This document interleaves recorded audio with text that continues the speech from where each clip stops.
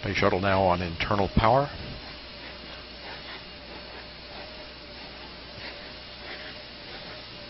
Liquid oxygen and liquid hydrogen fill and drain valves are closed. Solid rocket booster flight data recorders are activated. And the handoff to Atlantis' onboard computers. Atlantis now in control of the countdown. 20. Firing chain is armed. Sound suppression water system activated. T-minus 10, 9, 8, 7, 6, 5, 3, 2, 1, 0, and liftoff of Space Shuttle Atlantis on a mission to build, resupply, and to do research on the International Space Station.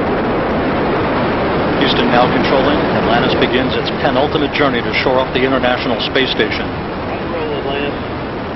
Atlantis now in the proper alignment for its 8.5-minute ride to orbit. 4.5 million pounds of hardware and humans taking aim on the International Outpost. 30 seconds into the flight.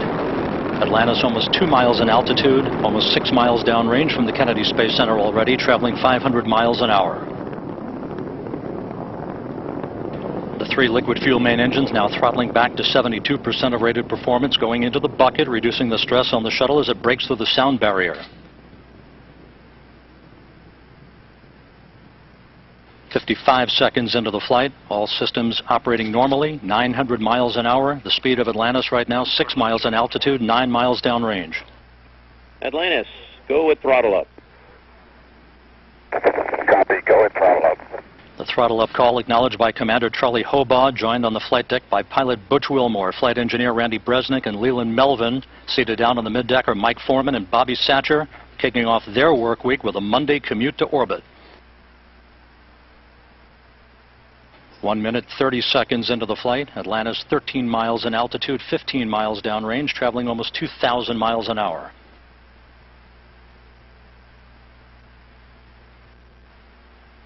Three good auxiliary power units, 3 good fuel cells, 3 good main engines.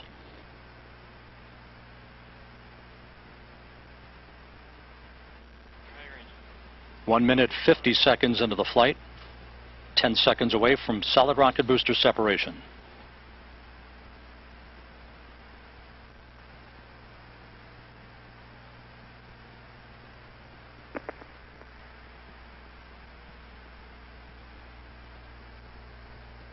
Booster officer confirms staging a good solid rocket booster separation. Guidance now converging. Atlantis steering into the center lane of Highway 129 en route to the International Space Station.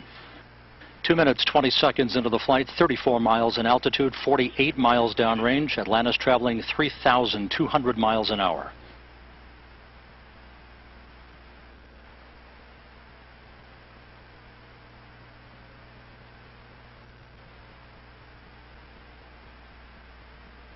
The propulsion officer in mission control reports that the orbital maneuvering system engines have ignited. Atlantis kicking on the afterburners. Copy, 2 engine down. Atlantis flying on the singular power of its 3 liquid fuel main engines, draining about a half a ton of fuel per second from the large fuel tank. Coming up on the 3-minute mark into the flight, Atlantis 46 miles in altitude, 81 miles downrange, traveling almost 4,000 miles an hour. Atlantis speeding straight as an arrow toward its date with the International Space Station Wednesday morning.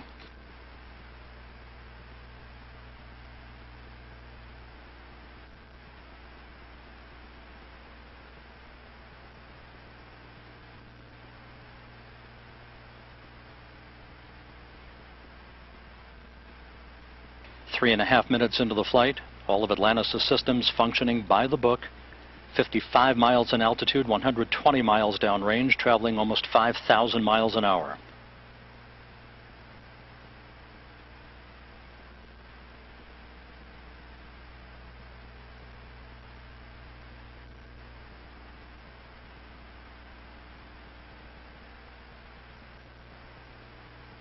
Atlantis, negative return.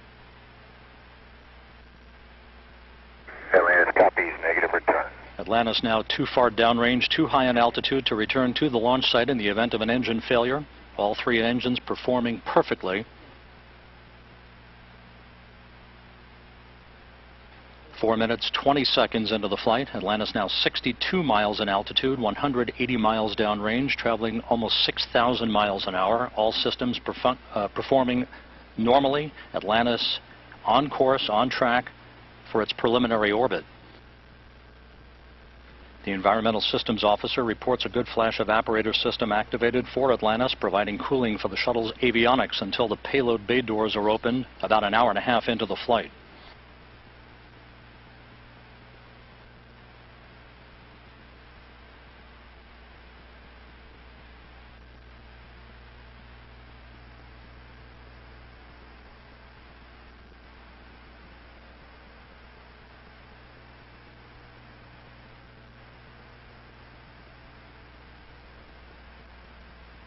Atlantis, press to ATO. Copy, press to ATO.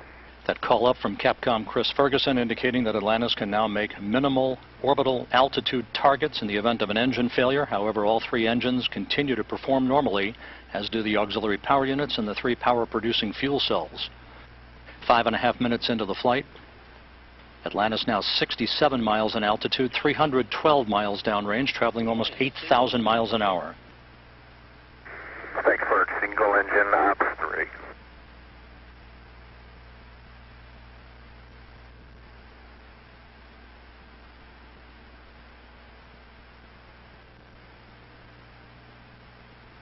Atlantis now beginning to roll to a heads-up position, the main engine swiveling, enabling the shuttle to move to a heads-up position above its fuel tank, gaining more favorable communications through the tracking and data relay satellite system as it heads uphill. Atlantis, press to MECO, single engine Zaragoza 104. Press to MECO, single engine Zaragoza 104. That call from Capcom Chris Ferguson to Commander Charlie Hobaugh indicating that Atlantis can make normal orbital cutoff targets in the event of an engine failure. Go for the pitch.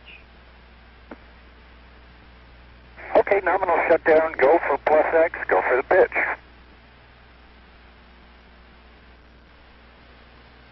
Now 6 minutes 45 seconds into the flight.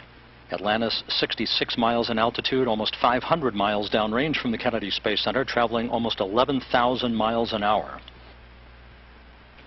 90 seconds left in powered flight. Single engine press 104. Single engine press 104.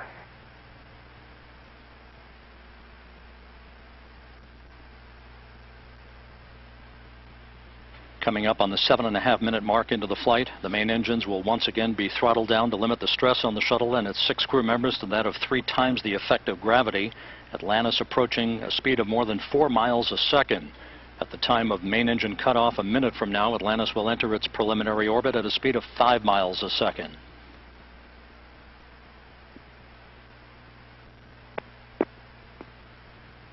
Seven minutes, 40 seconds into the flight. Atlantis providing a smooth ride uphill for Commander Charlie Hobaugh and his crew. 700 miles downrange from the Kennedy Space Center, traveling 15,000 miles an hour.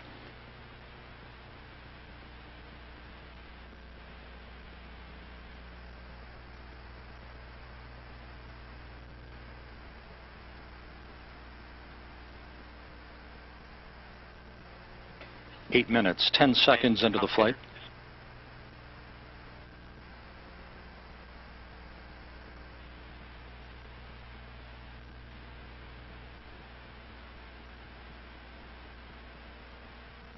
Standing by for main engine cutoff.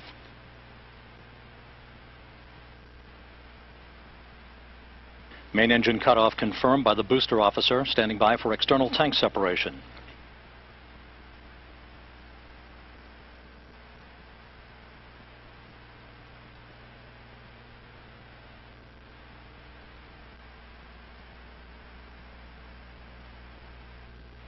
And the bird's eye view